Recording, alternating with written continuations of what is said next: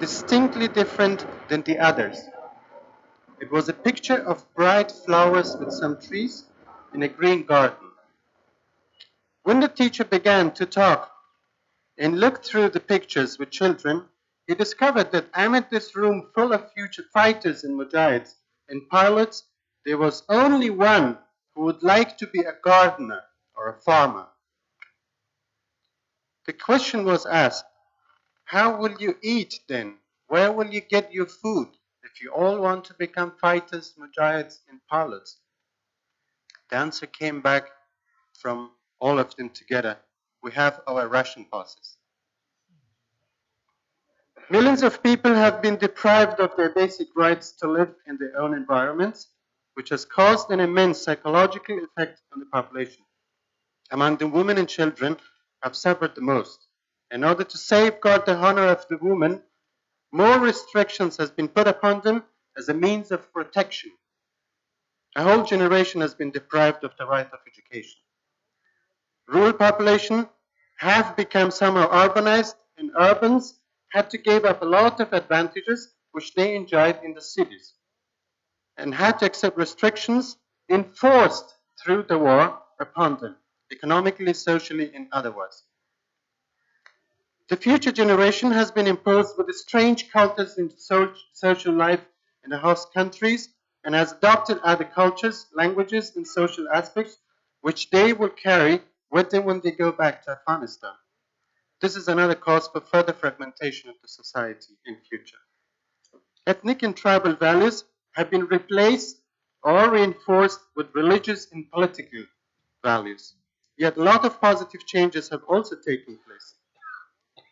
Through the war, different ethnic and tribal groups have come together and have learned how to live beside each other on the basis of peaceful coexistence. In order to safeguard their social values, honor, dignity, and pride, both refugees and residents have helped each other more than they would have before the war. Beggary, prostitution, criminal activities which are common in other parts of the world in similar situations are non-existing among the Afghan refugees or in Afghanistan. By fleeing their home villages, particularly the refugees in Iran and Pakistan, have been forced to live with the different ethnic groups and tribes from their own country. They also had to face the outside world and accept the respective values of the development of their countries, and start to understand openness toward lifestyle different than their own. Some have even adopted these styles and may carry with them back to the country. In the refugee camps and in towns and cities outside their villages, many of them had the privilege to certain facilities such as medical care, education, even if limited, and access to infrastructure, which they will miss when they return back home. This can become a potential for demanding social services, even if they have to be operated in the community's own way. If they learned a lot through living with other people and strangers, they also learned how to take advantage of the aid from the international community without allowing them to interfere in their lives. And as Louis Dupree described it, the Afghans are the best maximizers. This should have given a good lesson to the international community to avoid any interference or radical changes in their lives and to be rather cautious to help the Afghans according to their wishes.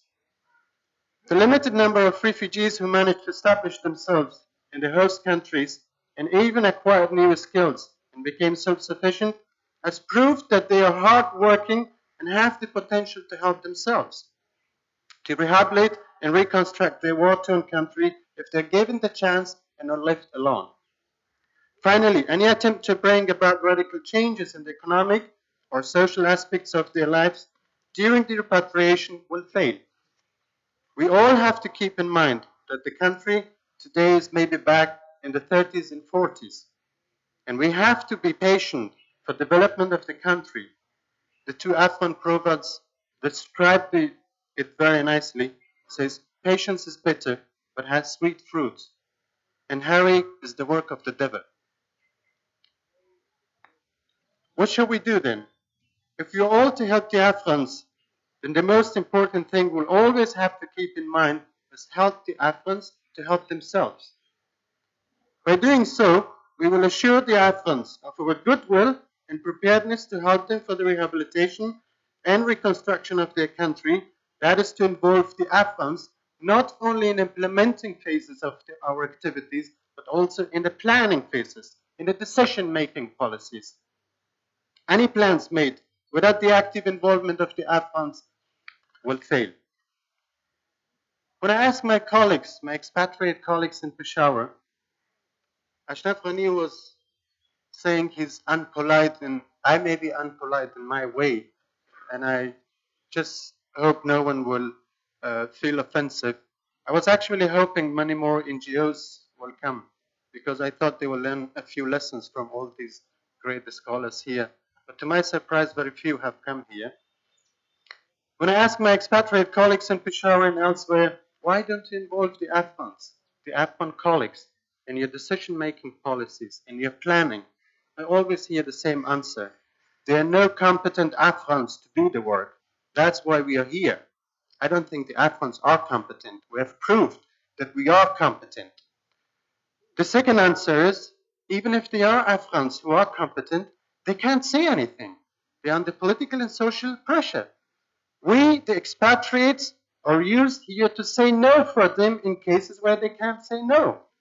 We expatriates have to talk on behalf of the Afghans on the issues where they can talk. I'm asking these expat colleagues, are you willing to spend the rest of your lives in Afghanistan and say no for me?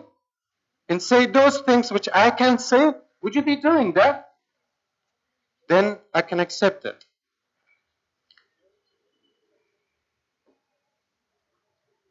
The activities, the plans, the projects, we call them all Afghan projects, but they are not Afghan projects.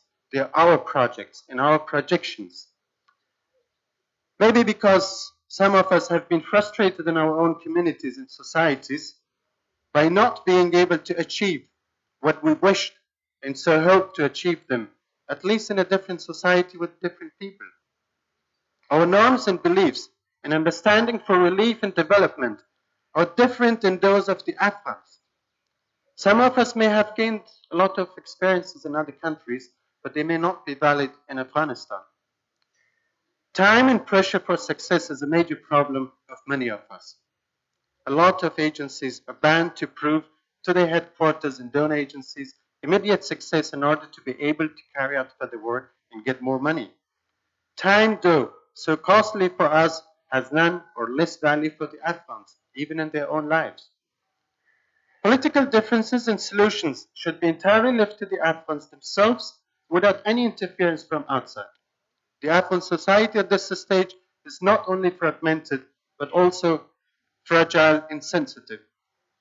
Traditional, tribal, and ethnic values of the past, which have been the main structure of the socioeconomic matters, can and should be restored for the reconstruction process. By utilizing these values, we can avoid politicization of reconstruction process. A major problem we will be all facing in the reconstruction efforts will be the lack of qualified Afghans, trained Afghans. A large number of highly qualified Afghans residing presently in Europe, US, Canada, and USA. If you ask them always why they don't come back and help their own people, there's only one answer to it. Do we have social and political protection? In here, I would like to appeal on the international agencies, particularly the UN, to provide these Afghans the social and political protection, enable them to come and help their own nation and their own people, instead of bringing thousands and thousands of expatriates who do not understand the culture, the tradition, nor the country and the people. A major obstacle among the international community, though, presently working is the lack of specialized personnel. Very often, especially NGOs, because they cannot afford to hire qualified staff, rely on rather young and inexperienced volunteers who not only don't understand the Afghan society, but also have no professional backgrounds in the field in which they are supposed to work.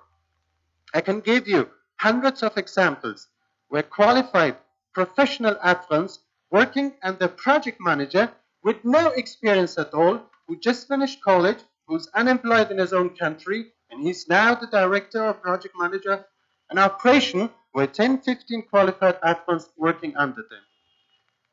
I hope the UN agencies, bilateral and other multilateral agencies, would bring in professionals in different fields, those who have long years of experience in movement of people, goods, and commodities and reconstruction. Education is and will be the most sensitive field for recovery in the future plans. Attempts of localized and individual agency system for education should be avoided because it will create further fragmentation in the different parts of the country. An educational system should be integrated according to the needs in the rural areas, agriculture, animal husbandry, health, etc. It should be designed by the Afghans themselves. Expats and foreign agencies should provide financial support and technical advice. The majority of girls and women have been excluded from any educational system in the past 10 years. Therefore, more emphasis should be put on them. One way will be informal education, such as through health centers and other public centers. They can be used for the purpose where women have free access to. A number of NGOs and international agencies have had a number of activities in refugee camps, which should be carefully studied and maybe adopted in future in Afghanistan. Vocational training with literacy campaign will enable the rural poor to become an active part of their own society. Again, a number of agencies have been working in this field, and this again should be studied carefully. Free food distribution will certainly attract large numbers of rural poor urban into cities and towns, even if it is on short-term basis. In general, any aid should be provided on the village base, localized in the rural areas, even if it might be costly, because otherwise in the long term, free food distribution might be much easier and cost effective, but will be very expensive and may cost the future of our country. Special attention should be paid to women in particular, to widows with the available traditional skills, handicraft, carpet, gillen weaving, home skills, kitchen gardening, small tree nurseries, animal husbandries, etc. Mechanization of agriculture and other economic sectors on large scales should be avoided and be carried out with very careful and small steps. Afghanistan is not ready for such large scales and will have to be taken step by step into mechanization because of lack of trained manpower, infrastructure, and other facilities. Local traders and markets should be used for food and commodity distribution. This will first help the national economy and secondly require less administrative infrastructure. And because any international aid requires a great number in deal of expatriates involved in administration, it will be also more cost effective. Finally, we are all puzzling at the moment whom in the country to use as partners for implementation of our activities. Whether we should use the commanders, the maliks, the shuras, the jirgas, the majlises, and so on and so forth. There have been great deals of discussions going on. Ideally, a central government with sufficient influence all over the country will be the best answer. Sad to say, but this is not the reality of Afghanistan today. At the moment, there are neither local governments nor central governments who could execute the activities, and so we are left with a choice between individuals and groups. My own idea is that any individual can be easily corrupted than a group. Therefore, we should choose the group as our immediate partners at the moment. Nevertheless, we should also accept the fact that neither the individual representative, commanders, maliks, and so on, nor the groups have the administrative capacity, but they have the potential. The potential lies among the young mujahideen, who for the last 10 years haven't done anything else than carrying Kalashnikovs, who were somehow educated. They could be recruited and got back into the local administrative system, trained and sent back, and they should be taking care of themselves. The potential for training, the potential for expanding these minimum administrative systems, which we use today as a political partner in our projects, should be expanded by further training. This may need a lot of time and take years to achieve, but at the moment, this is the only solution. the Afghan proverb which says, "Der ayat khubayat, what comes late comes good." As an Afghanist in exile put, the foreign aid, the foreign humanitarian aid in general term last year, he said, Afghanistan has been liberated from the Soviet invasion, but we will be immediately invaded by international aid agencies. The country is ruined, and we are aware that without help from outside, we will never be able to rebuild our homes, villages, and economic infrastructure. But this could also lead to long-term dependency, and it will probably take us a longer time to liberate ourselves from aid than it took us from the Soviet invasion. Finally, I didn't go through the ritual on the memories of Louis Dupree, but I came across to one of his passages in connection with prospects and problems of Afghanistan and its recovery, and I'm quoting him.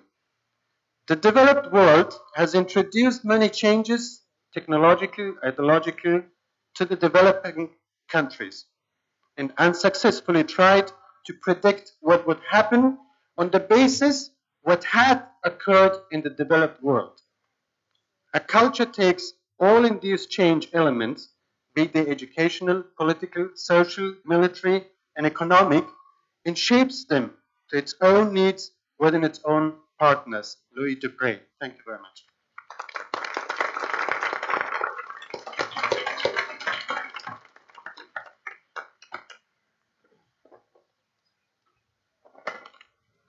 Thank you very much, Mr. Nasim Jawad.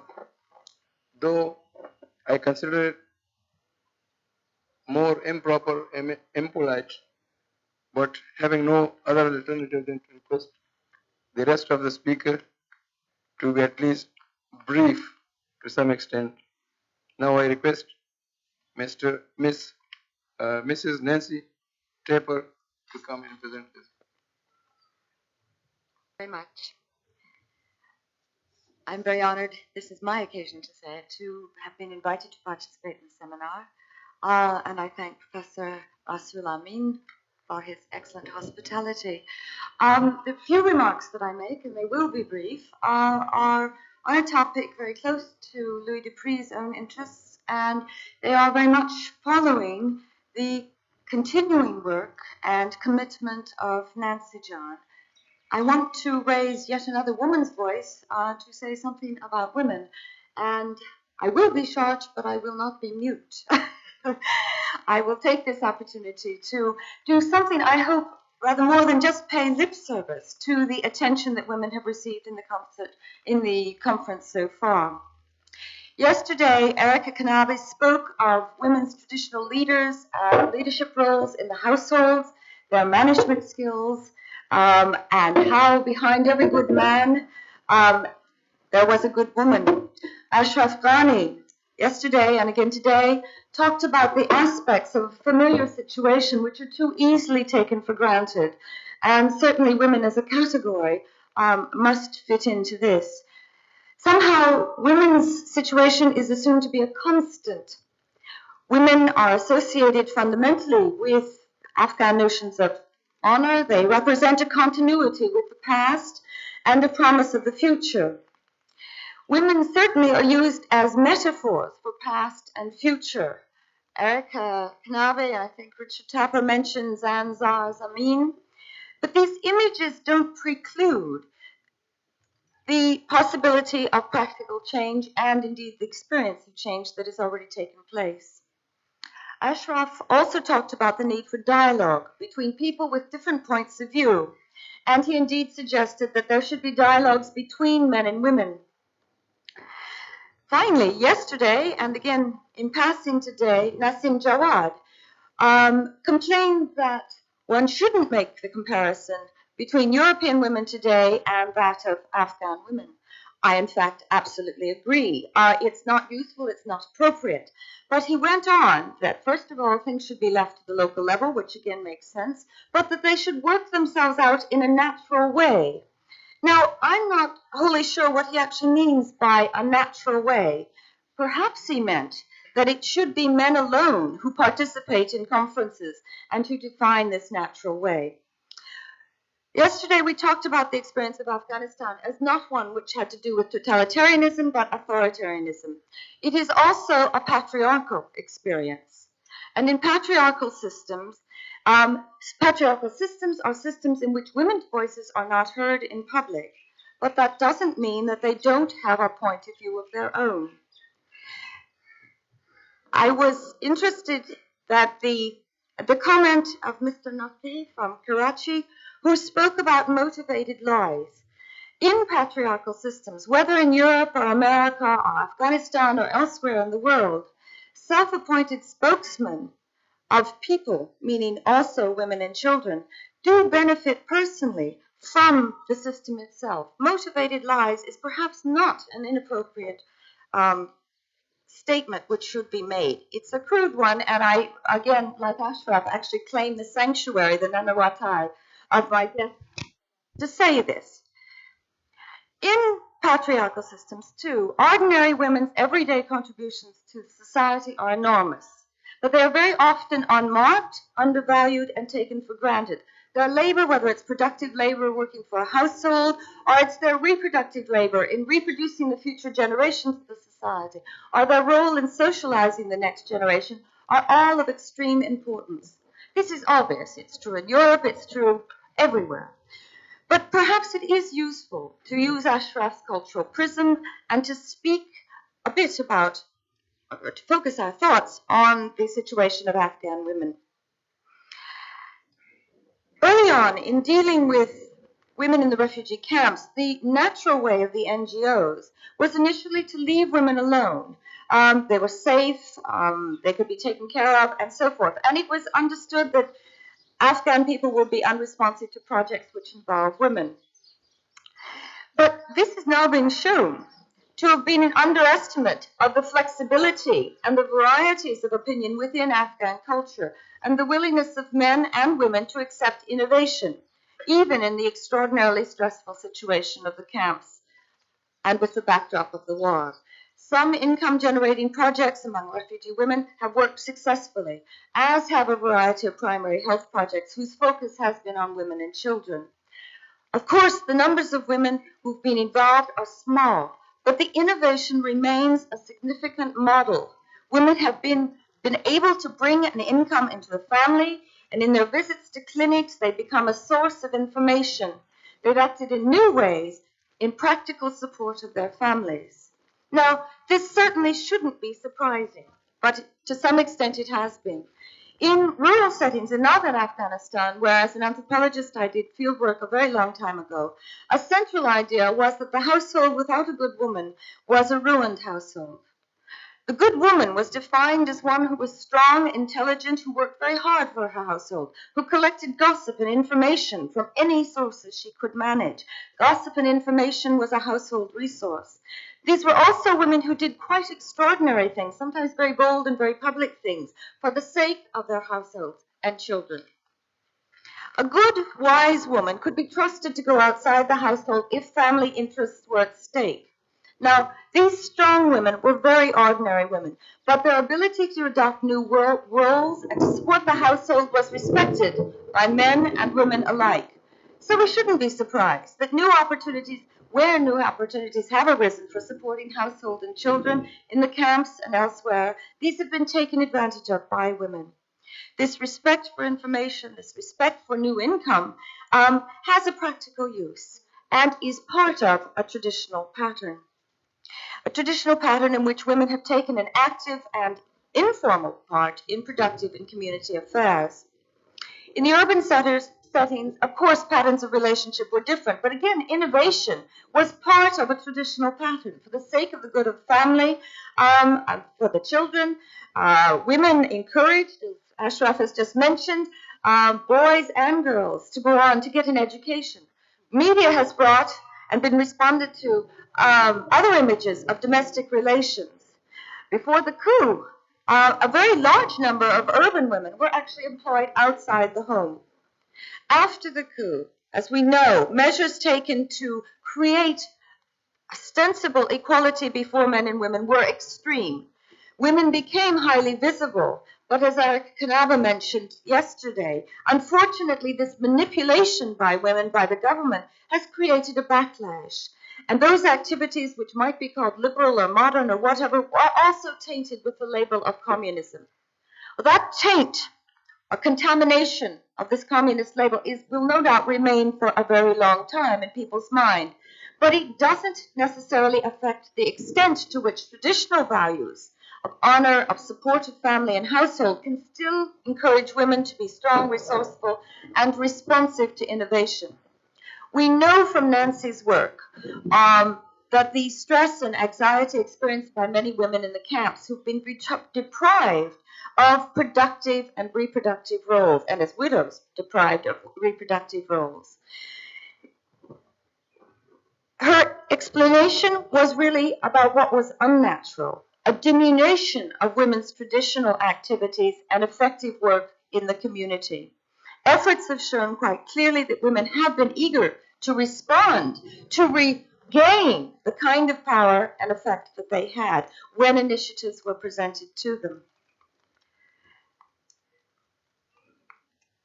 When the situation is very tough, in the camps, in the urban setting, on a return to Afghanistan, when women's time, undervalued, unmarked, becomes that much more valuable because it is that much more difficult to support the family, to educate children, to produce healthy children. Is it not possible to have this value of their time itself actually recognized? Recognized in innovative programs which perhaps actually pay women to attend children to clinics, to attend primary health sessions, to learn about oral rehydration therapy and so forth. Is it not possible, too, to support, again, income generation projects of any kind which bring women out and which allow them to actually actively support their households?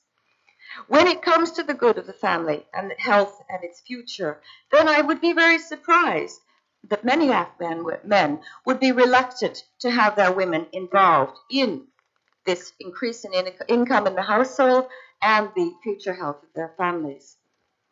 I know that family interest and family support is essential in encouraging women in new areas. But the clear economic advantages are very often followed by social support.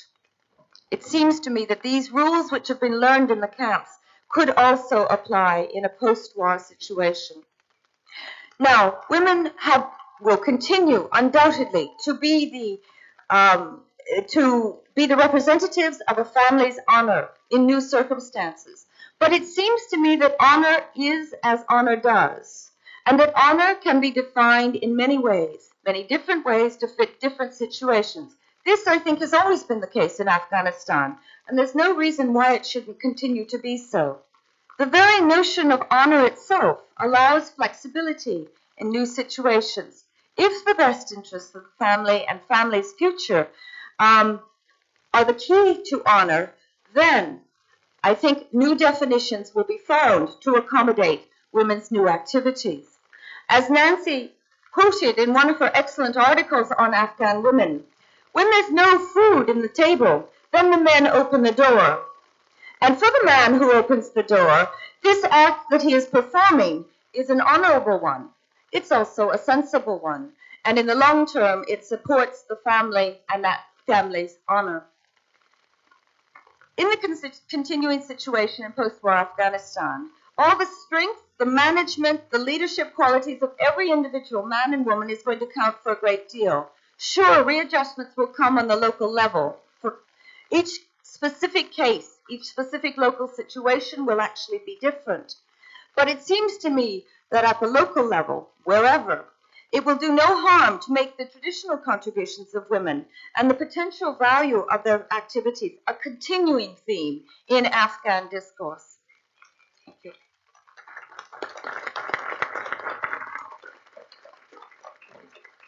Since I'm not a part of the panel, but I think we should, the next speaker in the question and answer session we'll keep after lunch.